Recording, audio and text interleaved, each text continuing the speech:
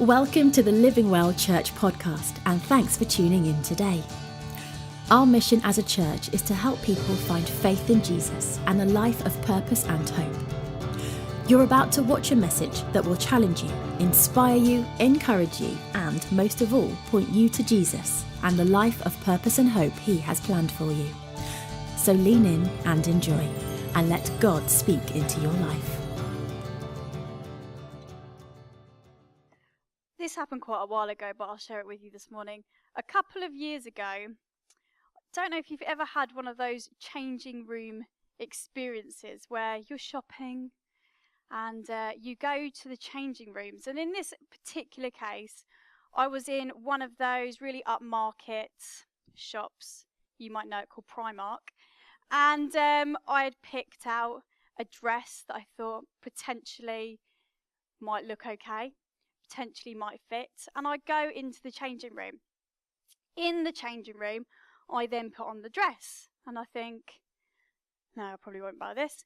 And then I go to get the dress off.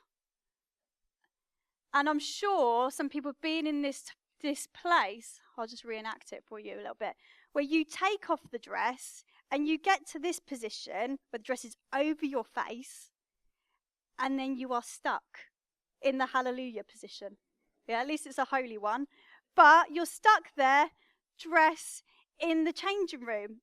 Now, things I know about Primark in Canterbury, those of you that have shopped there regularly, it has no signal whatsoever.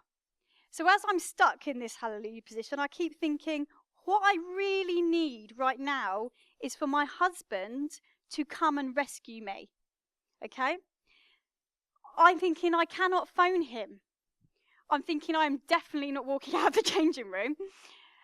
So therefore, my only option is to pray that some way, magically, my husband will know to come and find me in this position.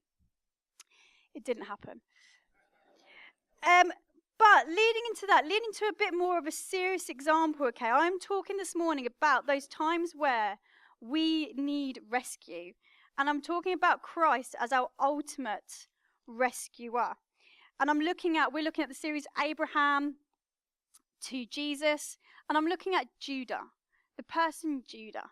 But I'm first of all going to flick right forward to Revelation, where we hear about Christ. In Revelation 5 it says this: "Then I saw in the right hand of him who sat on the throne a scroll with writing on both sides and sealed with 7 seals.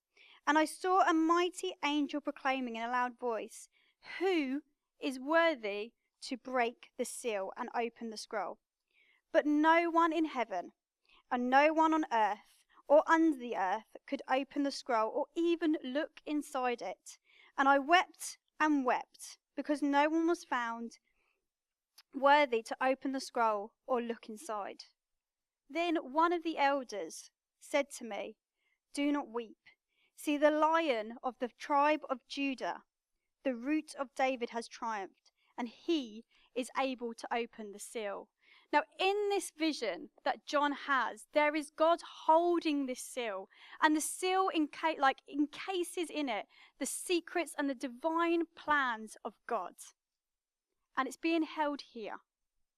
And John is weeping and weeping because none of us, in the mess that we've got ourselves into, are able to open that scroll. None of us are worthy. None of us are holy enough. As Noah said this morning, unfortunately, we've all done some bad things and we're a little bit wretched, is the truth of it. None of us are holy enough to open that seal. And John is crying about this. He's weeping and weeping that there is no one. And then an elder comes along and says, "Don't worry. Actually, Jesus, the Lion of Judah, he is able to come and he is able to mediate. He is able to fill that gap. He is the one that on the cross took that hit, took our sin so that we could be blameless, so we can have relationship and reach God. He is holy enough to open that scroll for us. He is able to do that. He is able to rescue." And he's described in there the Lion of Judah. And that lion depicts his majesty, Christ's absolute glory, the fact that he's regal and the fact that he is fierce and that he's victorious and that he's defeated sin and that he's defeated death, enabling him to open that scroll. And we read, therefore, about this tribe. We're going back now a little bit. This tribe of Judah that this lion has come out of. And this tribe is one of the fiercest tribes in the Bible. In the census in the Bible that's taken, had 78,000 people in it. It was the biggest tribe out of all these tribes of Israel. It was a huge clan. It was victorious in battle time after time after time. Through this tribe, we see the people Joel come out of this tribe. We see Zephaniah, we see Zechariah, we see Obadiah. So these prophets, these knowledgeable men of God, come from this tribe. That's a pretty cool clan to be part of, isn't it? It'll be like knowing, the Messiah's come out of this tribe, but also there's these huge prophets. So therefore we would expect that the very man, Judah, would be somebody really quite awesome for all of this to come out of. Yeah? But now let's look at him. I want you to bear in mind the end result of Judah all the time. This huge, mighty tribe, that Jesus Christ himself, the Lion of Judah, the only person able to rescue and open that scroll, came from this. And guys, as I read this story, you need to know that the Bible does not hold back in it, okay? It is a pretty grotty and grim story. If you feel embarrassed at any time, I don't mind. I'm an English teacher, I'm used to it all. But it's found in Genesis 38, and it says this. At that time, Judah left his brothers and went to stay in the man of Adullam named Hera. There, Judah met the daughter of a Canaanite man named Shua. He married her and made love to her. She became pregnant and gave birth to a son who was named She conceived again and gave birth to a son and named him Onan. She gave birth to still another son and named him Shelah. It was at Kezib that she gave birth to him. Judah got a wife for his firstborn, and her name was Tamar. But Judah's firstborn, was wicked in the Lord's sight, so the Lord put him to death. Then Judah said to Onan, "Sleep with your brother's wife and fulfill your duty to her as a brother-in-law, to raise up offspring for your brother." But Onan knew that the child would not be his, so whenever he slept with his brother's wife, he spilled his semen on the ground to avoid providing offspring for his brother. What he did was wicked in the Lord's sight, so the Lord put him to death also. Judah then said to his daughter-in-law Tamar, "Live as a widow in your father's house, and hold until my son Shelah grows up," for he thought he may die too, just like his brothers. So Tamar went to live in her father's household. After a long time, Judah's wife, the daughter of Shua, died. When Judah had recovered from his grief, he went up to Timnah to the men who were shearing his sheep, and his friend Hira, the Adullamite, went with him. When Tamar was told, "Your father-in-law is on his way to Timnah to shear his sheep," she took off her widow's clothes, covered herself with a veil to disguise herself, then sat down at the entrance of Enaim, which is on the road to Timnah, for she saw that, though Shelah had not grown up, she had not been given him as a wife.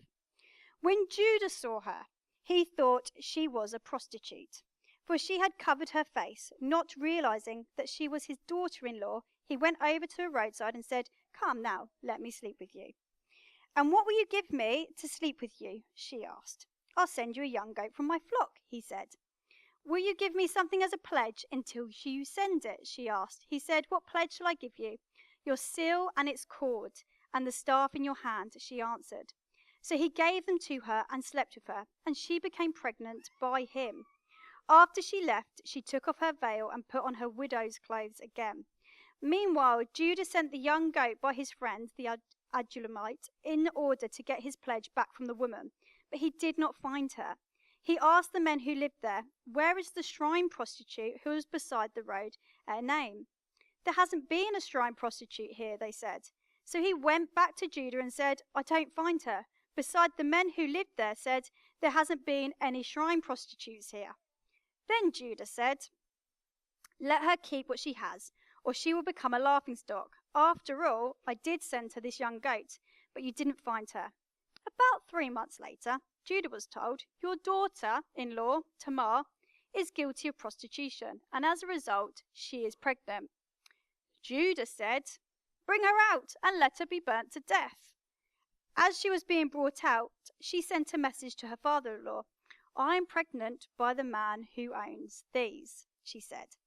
And she added, "See if you recognize whose seal and cord and staff these are."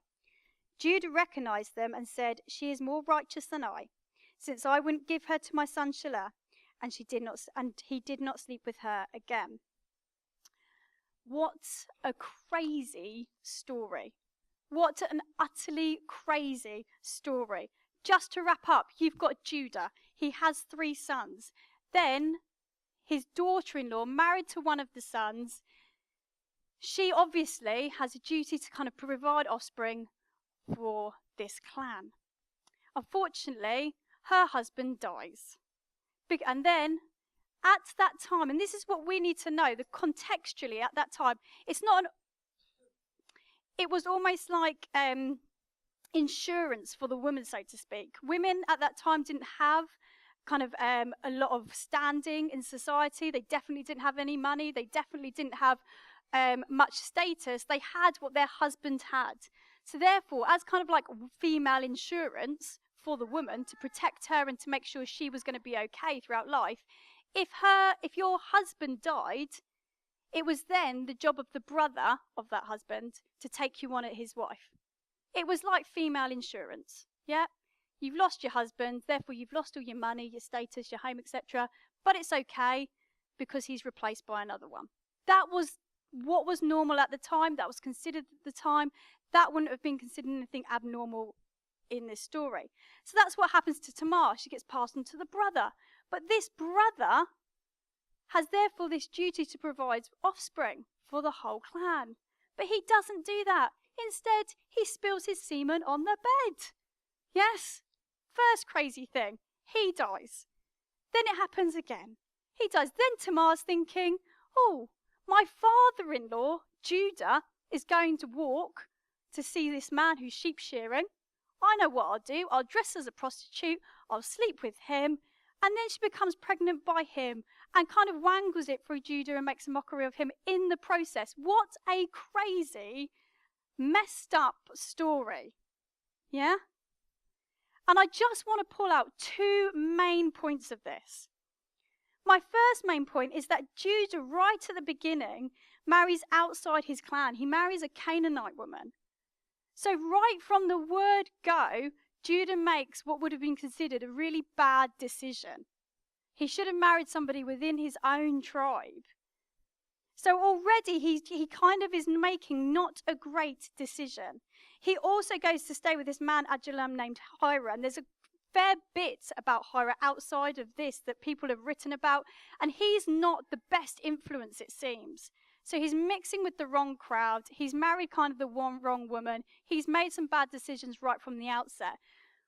Why do we get this story of this man that makes such poor decisions amongst, literally sandwiched in between, Joseph's story? Literally, you've got chapter 37 about Joseph, chapter 39 about Joseph, in between Joseph, who is this really good guy, who wears this coat of beautiful colours, who goes in chapter 38, literally after this messed up story, is working in Potiphar's house, who is open to temptation, where Potiphar's wife tries to hit on him every single day, and he refuses day after day after day to engage himself in sin with another woman. Why amongst this really good guy do we get Judah? And why on earth would Jesus pick to be the Messiah out of Judah's line rather than out of Joseph's line? Because if we as a church were sat there and we saw a guy making some bad decisions right from the outset, mixing with the wrong people, marrying the wrong woman, and then we saw Joseph, who day after day after day was resisting temptation, who would we pick to then birth the Messiah out of? Who would we pick to be the person from out of which would be this huge, mighty warrior tribe. And for whatever reason, Jesus picks Judah. And that tells me this one huge thing, that there was no one worthy to open that seal. There is no one worthy enough to be with God. And Jesus knew that. And he knew that we would get ourselves into messy situations. He knew that we would make some poor decisions. He knew that actually, the bottom line, we would need rescuing. And some of you might be sat there this morning and you might well be in messy work situations. You might feel like you've made a complete mess of your family. You might feel you've made a complete mess of your marriage, of your relationship. You might feel that your house is a mess. You might feel like yourself mentally is a mess. You might feel yourself spiritually is an absolute mess. You might be looking at it and thinking, I have literally made a complete mess of this. Just like this story, there is really rare bits of good in that story. And you might be looking at your life thinking, I can't really locate any glimmers of good right now. But Jesus looked at Judah and said, it is from this mess I'm going to come. And I'm going to rescue you. And I'm going to be victorious. And I'm going to be the Lion of Judah. And you need to know that whatever mess you are in right now, Christ comes as the Lion of Judah. And he roars into it, and he's victorious in it. And not only is he victorious in it, but he has a mighty plan of fighters that can come out of it. It doesn't say that he's going to clean and magically clean the mess up. It doesn't say that. Judah still has to wade through that. Judah has to live through that. Judah still has it written in the Holy Scriptures for years to come. But the testimony is, years and years down the line, you've got the Lion of Judah coming out of this mess. And you know, I love my parents and they have brought me up in a phenomenal way. And I know you've heard this before, but I can't reiterate it enough. They both came from some messy situations. And they got married. And it didn't just automatically go away. They still had a bit of a messy time. But do you know what? They knew the hope of Jesus Christ. They knew that the Lion of Judah was roaring at them for the end of it. They knew that there was victory to come throughout it. And do you know what? I really feel that my parents just kept ploughing through that, knowing of the hope and the life that was to come. And as a result, I'm stood here, my brother sat there, and do you know what? We can both roar. We blooming well can. We can both roar because we know that now we are, instead of people living in mess, we are people that are going to be warriors for Christ. But my parents had to take that hit. And my parents had to fight. And you might be sat in Judah's mess. But I will tell you here, your lineage with Jesus Christ is beautiful and strong and mighty. But it is hard right now. But hold on. The second thing I want to look at, therefore, is this issue, and sorry that it's really grotty, but I just really feel called to talk about it. This chap, Onan, he has this duty with Tamar to produce offspring for her, and instead he spills semen on the bed. Yeah, instead of producing life, he chooses not to. And you know, he's being disobedient to his father's request. He's being disobedient right now. And quite often, we can look and we can maybe be attracted to sin. Sin is so, Mark has preached, a couple of years ago maybe, and he used this line, sin is sticky. And it is. Sin is so sticky. You know, being disobedient, sometimes we do it once, then we get used to it, and we get attracted to it, and actually it begins to be a bit sticky. Sometimes we get wrapped up in it. And we can look at that and we can make an excuse for it, and we can say, but do you know what? I know that God's going to rescue it out. You know, I know God's going to rescue me, so surely it's okay. Surely I can keep on sinning because it's going to be okay because God can rescue me. Paul says in Romans 6, he says this and he addresses this issue. He says, therefore, because of the grace of God, do we keep on sinning? He says, by all means, no. Because we've been rescued from that. And he says, and he uses the example of slavery. He says, once you're a slave, you've been made free, you don't by all means go back to being a slave again. It's like, imagine you're in prison. You've done a sentence because of your sin. You've been let out. You then don't go, I'm just going to walk back into prison again. You're free. Why would you go back and sin again? So no, if your kind of mentality is, I know I dabble in this sin, it's sticky and I've got a bit attracted to it. I watch these things that I know I shouldn't watch. I drink too much when I know maybe I shouldn't. I do this gambling here and there. I say these things. I gossip. I lie. I'm mean. I abuse myself. I abuse others. And you can't kind of get out of it. Know that you are free. The Lion of Judah already has roared over you and is victorious over you.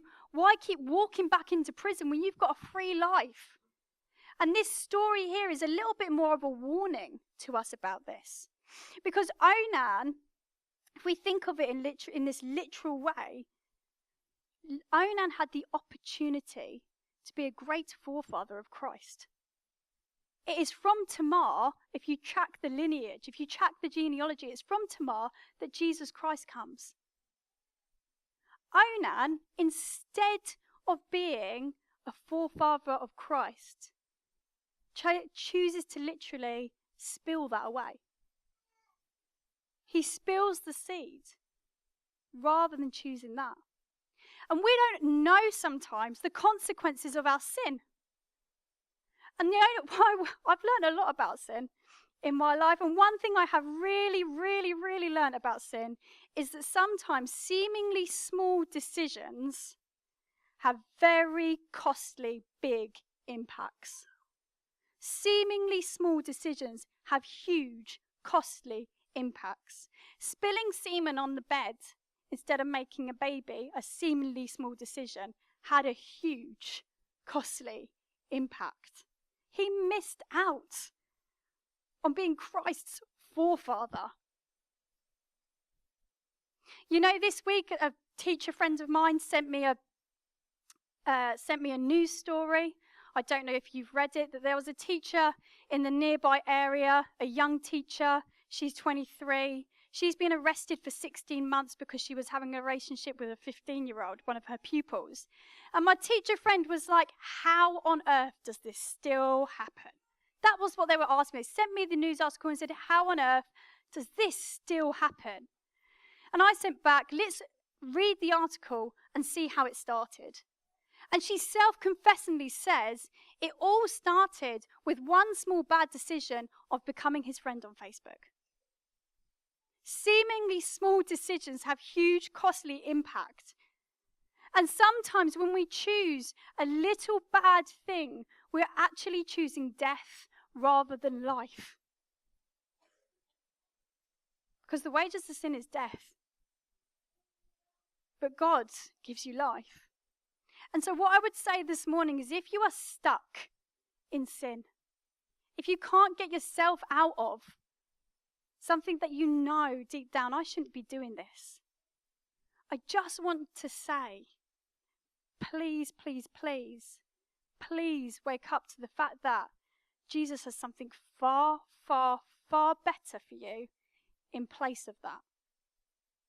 Far better for you in place of that. Because each time you're choosing sin, you are stopping the spiritual life that God has got for you instead. And I don't know this morning what that potentially is that you're choosing or what you're doing or what you're involving yourself time after time after time. But I do know, and all I know, is that God has something far bigger and far greater for you instead of that. So they are my 2 points. My 2 points of Judah. One, whatever your mess, Christ can rescue it out of. Rescue out of that mess. My second one is don't choose sin. Choose spirit-filled life instead. And I'm going to wrap this up in terms of what I saw as well. We were invited to a micro burn at Dover Castle, and I really felt that God gave me this image that he wanted me to finish with today. And there were various talks of a river at the micro burn, and God at that moment in time gave me a clear image of Dover, and that there was this huge river gushing through Dover. And lots of people that night talked about a dam breaking, waters literally bursting through. And God gave me this image of this water, and this water gushing through the whole of Dover. And as I looked into the river, there were people in it. And there were people drowning in it. And the church's job was literally to leg it as fast as we can to the riverbed, stoop down and pick them out of it. And with whatever strength we've got to just haul them out. But one person, so I couldn't, if you imagine Marcus, he's slightly larger than me. Let's be fair. If I tried to haul Marcus out of a river, I'm going to go in that river too. So it took more than one of us to haul them out. It took us working together to haul them out.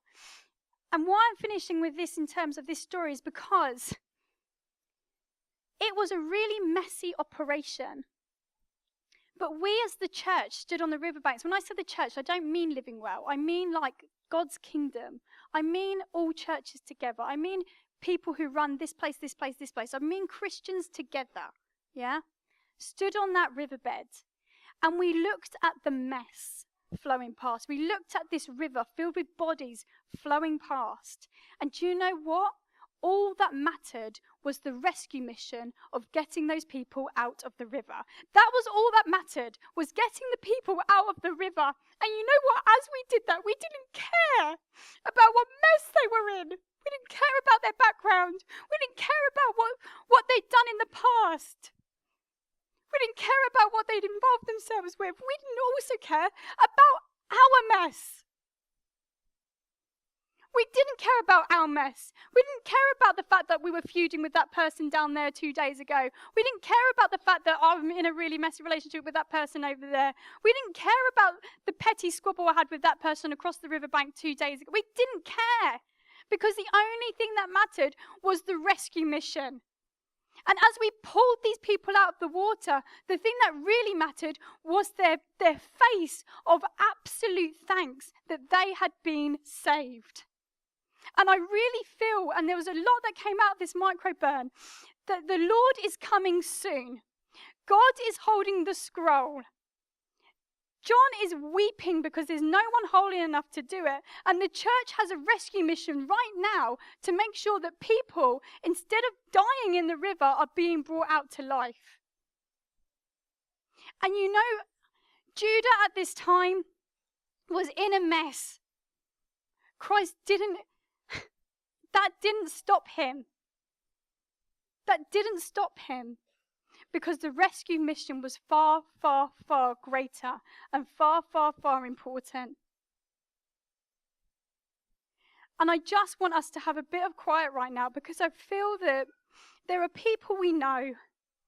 And you can bow your heads for a bit, because I think it's time just to be a little bit real. There are people we see on a daily basis who we know are drowning in that river. They may be people that we work with. They may be children that we teach. They may be children in our care. They may be the elderly in our care. They may be our own children. They may be our own partner. They may be our own mother. And we know they're in that river, and unfortunately we know that they are drowning right now. And we make excuses about our own mess. And that's why we can't save them. And we need to know right now that God has already roared over our mess. He's already victorious over that mess. So we need to leave that behind, and we need to take up our place standing on that riverbank. And I really want you just to imagine you are there. Because it's time now to come along together without any form of judgment, without any form of care of who stood beside you. And to try and reach down and grab whoever we can without any form of judgment, without any form of who are they? I need to know what they've done. Do they deserve this? And it's time to just reach down and start really pulling people out.